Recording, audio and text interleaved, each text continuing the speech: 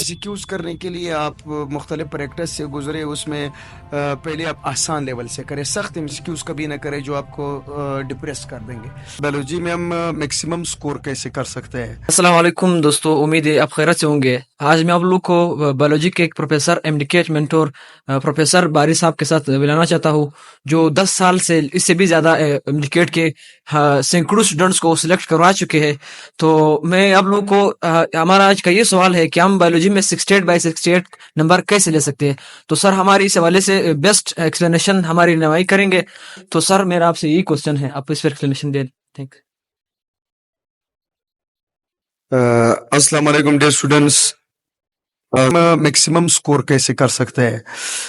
چاہے انڈیکیٹ کے حوالے سے فزکس، کیمسٹری یا بایو ہو، تو اس میں سکور کرنے کے لیے سب سے پہلے آپ کا بیسک سٹرانگ ہونا ضروری ہے، کہ آپ کا بیسک نالج ہو، اور ساتھ میں جب آپ کوسچن کریں گے، آپ پیپر کی طرف جائیں گے، اس سے پہلے آپ نے کرنا کیا ہے؟ تو اس سے پہلے جو انڈیکیٹ کریکٹ کرنے کے لیے کنٹینٹ ضروری ہوتی ہے، کہ آپ کا کنٹینٹ کتنا مضبوط ہے اور آپ کا کنٹینٹ کتنا سٹرانگ ہے۔ جب آپ کا کنٹینٹ سٹرانگ ہوتا ہے تو آپ اس سے MCQs کریک کر سکتے ہو، اور اس میں آپ میکسیمم سکور کر سکتے ہیں، 65 سے 68 کے درمیان آپ یہ سکور کر سکیں گے۔ کنٹینٹ کے لیے پہلی چیز تو یہ ہے کہ آپ کی جو اپنی کورس ہے، اس کو لائن بائی لائن آپ کو یاد ہونی چاہیے۔ تو ہم کہتے ہیں، جس کو کہتے ہیں read in between the line. آپ اپنے کورس کو ان بٹوین دا لائن پڑھ لیں، آپ ہر سینٹینس کو سمجھنے کی کوشش کریں کہ ان سینٹینس کے پیچھے فیکٹ کیا چیز ہے، اور اس کو میں نے مطلب گین کیسے کرنا ہے، یہ سینٹینس کیا کہہ رہی ہے اور کیا پوچھ رہی ہے ہم سے۔ ایک تو آپ کا ایک چیز ہونی چاہیے۔ دوسری بات، جب آپ کا اپنے بک سے جو آپ کے فیڈرل بورڈ کی بک ہے، اس کو بھی آپ ساتھ میں مطلب پڑھ لیں، کیونکہ فیڈرل بک میں بہت ساری چیزیں ہوتی ہے جو ہمارے بلوچستان بک میں نہیں ہے، اور ایک نیشنل انڈیکیٹ بنتا ہے تو اس کے اندر سلیبس ایک جیسا ہے، تو آپ فیڈرل بک کو بھی ساتھ میں پڑھ لیں۔ لیکن پڑھنے کا پھر طریقہ یہ ہے کہ ہماری جو بک ہے اس میں ہم میکسیمم لائن بائی لائن پڑھنے کے ساتھ ساتھ بک کو اپنے پن پوائنٹس میں انڈر لائن کر دیں آپ، تاکہ آپ دوبارہ جب آپ ریویژن کریں گے، آپ کی پہلی ریویژن ٹائم لے گا، اس میں آپ کو زیادہ پڑھنے کی ضرورت ہوگی، آپ کو سمجھنے کی ضرورت ہوگی۔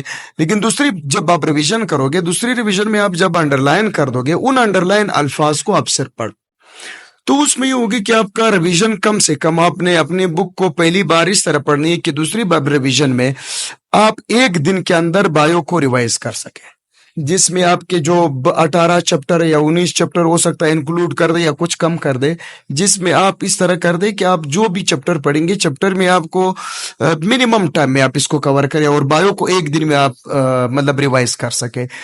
جتنا آپ میکسیمم ریویژن کریں گے، وہ چیزیں آپ کی لانگ ٹرم میموری بنتی جائے گی، اور جب بھی آپ لانگ ٹرم میموری آپ کی جو چیز بن جائے گی، اور جو کوسچن پیپر آتے ہیں، پیپر میں آپ کوسچن دیکھتے ہیں، وہ ڈائریکٹ بک سینٹینس ہوتا ہے، اور بک سینٹینس اس وقت ہم ٹیسٹ کے ٹائم ریکال کر سکتے ہیں جب ہم نے ملٹیپل ریویژن کی، وہ تقریباً 50 بار، 60 بار، 40 سے لے کے انورڈ 60 بار تک آپ کی ریویژن ہونی چاہیے۔ اس میں ٹیسٹ کے تھرو ریویژن ہے، اس میں کلاس کے تھرو ریویژن ہے، ٹیچر ٹیسٹ لے کر کے اس کو آپس ایکسپلین کریں گے، وہ ریویژن ہے، اس میں اپنے خود بھی ریوائز کرنا ہوگا۔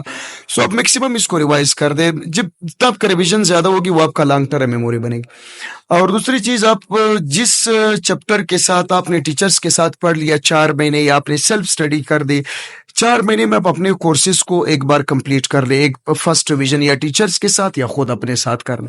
اس کے بعد جب آپ کی ریویژن ہوگی تو اس میں آپ نے پہلے چیپٹر کو کر کے آپ اپنے لیے ایک ٹارگٹ رکھیں۔ انٹری میں ایک ٹارگٹ ہوتی ہے کہ میں نے آج کے دن یہ 10 چیپٹر ریوائز کرنے ہیں اور اس کی پریکٹس بھی کرنی ہے، یا آپ اس کو مطلب فیز وائز ڈیوائڈ کر دیں کہ میں نے آج 5 چیپٹر پڑھنے ہیں اور آج 5 کی پریکٹس کرنی ہے۔ مختلف بکس، اسٹار اکیڈمیز کے، کبس کے، ٹارشیا کے، مختلف مطلب MCQs تو ہر جگہ بھرے پڑے۔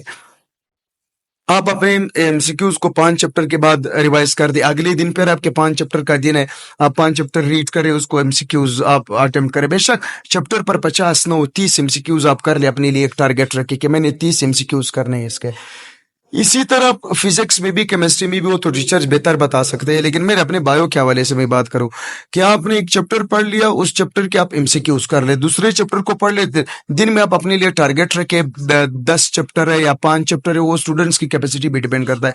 एक स्टूडेंट 6 घंटे के अंदर सारा कोर्स पढ़ सकता है, एक 6 घंटे के अंदर 5 चैप्टर पढ़ सकते हैं, लेकिन आपकी टारगेट ये होगी कि ये दूसरी रिविजन में तीसरी चौथी आपका ये होगी कि आपने 5 घंटे के अंदर या 6 घंटे के अंदर सारे कोर्स को रिवाइज करना है। और कोर्स जब तक आप रिवाइज करोगे, ज्यादा पढ़ोगे, वो आपकी लॉन्ग टर्म मेमोरी बनेगी, और मेमोरी के साथ फिर आपको दोबारा उतना डीप पढ़ने की जरूरत नहीं है।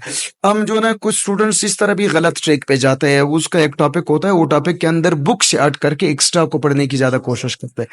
सो आप एक्स्ट्रा की तरह बना जाए, जब आपका बुक रटा हो जाए, आपने बुक को कंप्लीट रटा लगा दिया, उसके बाद आपकी कोशिश हो कि आप बेशक एक्स्ट्रा पढ़ ले, लेकिन जब तक आपका बुक क्लियर ना हो आप ये ना करें। तो मेरा तो सजेशन ये है स्टूडेंट्स के लिए कि आप मल्टीपल रिवीजन करें, उसके साथ आप प्रैक्टिस ज्यादा करें, आप सेल्फ स्टडी पे ज्यादा ध्यान दें, और आप जो एक्स्ट्रा चीजें उसकी तरफ मत जाए जब तक आपका बुक क्लियर ना हो। तो और इसमें आप जो मेजर चीज है वो आपकी टारगेट है कि यार मैंने डेली टारगेट रखना है इस काम के, अगर आप वो टारगेट अचीव नहीं करेंगे तो इसका मतलब है उस दिन आप फेल हो। तो आप अपने लिए एक टारगेट रख दिए, टारगेट में आप रिवीजन करते जाए, उसके साथ एमसीक्यूज प्रैक्टिस करें, रिवीजन करें, एमसीक्यूज प्रैक्टिस करें। जितना आप ज्यादा रिवाइज करोगे उतना ज्यादा वो चीजें आपकी लॉन्ग टर्म मेमोरी बनेगी, और खासकर टेस्ट के दिन जब स्टूडेंट्स चले जाते हैं, जितनी ज्यादा रिवीजन की होगी उसका अनकॉन्शियस एरिया जो है ना, वो कुछ क्वेश्चन का जवाब उसको दे देते हैं। लेकिन जब आपकी रिवीजन कम होगी तो वो चीजें आपको आती होगी, टेस्ट के दिन डिप्रेशन की वजह से आप थोड़े से अपने मतलब सेंसेस लॉस कर देते हो, और आप अपने क्वेश्चन को सही नहीं कर पाओगे। सो जितना आप ज्यादा पढ़ोगे, जितना आप ज्यादा रिवाइज करोगे, तो टेस्ट के दिन ये चीज आपको हेल्प आउट करेगी कि आपको वो रिकॉलिंग पावर ज्यादा बन जाती है। और दूसरी बात, एमसीक्यूज करने के लिए आप मुख्तलिफ प्रैक्टिस से गुजरे, उसमें पहले आप आसान लेवल से करें, सख्त एमसीक्यूज कभी ना करें जो आपको डिप्रेस कर देंगे। आप आसान एमसीक्यूज से शुरू करें। आसान एमसीक्यूज में ये होगी कि आपका कॉन्फिडेंस लेवल बहाल होता है। जब स्टूडेंट्स का कॉन्फिडेंस लेवल बहाल होता है तो वो सख्त से सख्त चीज को भी कर सकते हैं बड़ी आसानी से। तो यही तो मेरे सजेशंस है कि आप मल्टीपल रिवीजन करें, अपना टेस्ट और सेल्फ स्टडी, उसके साथ टेस्ट प्रैक्टिस करें इंशाल्लाह ताला, और बुक को आप मैक्सिमम रीड करें, तो इंशाल्लाह ताला स्कोर अच्छा हो जाएगा। और स्कोर करने के लिए, एमसीक्यूज को क्लियर करने के लिए हमारे पास 3 चीजें होती है। एक, आपके कंटेंट स्ट्रांग होने चाहिए। दूसरा, आप एमसीक्यूज को किस तरह समझ रहे हो, वो पूछ क्या रहा है और आप इसको समझ क्या रहे हो। तो उस क्वेश्चन को समझना सबसे बड़ा ट्रिक है। और क्वेश्चन को समझने के बाद जब जो मेरे स्टूडेंट्स एक मतलब एक मेरा सजेशन है कि जब भी आप एमसीक्यूज करोगे, एक तो स्ट्रेट फॉरवर्ड क्वेश्चन होता है वो आपको आता है, जो आपको नहीं आता है तो आप इस एमसीक्यूज में से पहले उस ऑप्शन को निकाल दे जो फिट नहीं हो रहे। जब आपके एमसीक्यूज वो निकाल दोगे जो फिट नहीं होते, आपके पास ऑप्शंस कम होते जाएंगे और उसमें आपके करेक्ट होने के चांसेस ज्यादा होते हैं। तो यही तो मेरे सजेशन है स्टूडेंट्स के लिए। इंशाल्लाह ताला टाइम टू टाइम इंशाल्लाह ताला जो भी मुझे मौका मिलेगा मैं गाइड करता रहूँगा, और जो भी हमारी खिदमत होगी, ज़रूरत होगी, तो हम हाज़िर हैं स्टूडेंट्स को हर हवाले से। Thank you sir. मैं खुद अभी मैंने 179 स्कोर किया इंडिकेट 2024 में, तो मैंने खुद biology first year second year के जो इंडिकेट की प्रिपरेशन थी वो मैंने सर प्रोफेसर बारी साहब से की थी। और अल्हम्दुलिल्लाह अभी मैं उन डिस्ट्रिक्ट टॉपर की कैटेगरी में आ रहा हूँ। तो सर मैं आपको बहुत शुक्रिया अदा करता हूँ कि आपने हमारी प्रिपरेशन की। मैं आपको तहे दिल से शुक्रिया आपका अदा करता हूँ सर, बहुत शुक्रिया सर। तो इसी तरह की वीडियोस देखने के लिए आप हमारे चैनल्स पर आ जाएं, और सर हम हमेशा हमें गाइडेंस देते रहेंगे और हमारे खिदमत में हाजिर होंगे। तो मिलते हैं अगली वीडियो में। बहुत शुक्रिया आपका।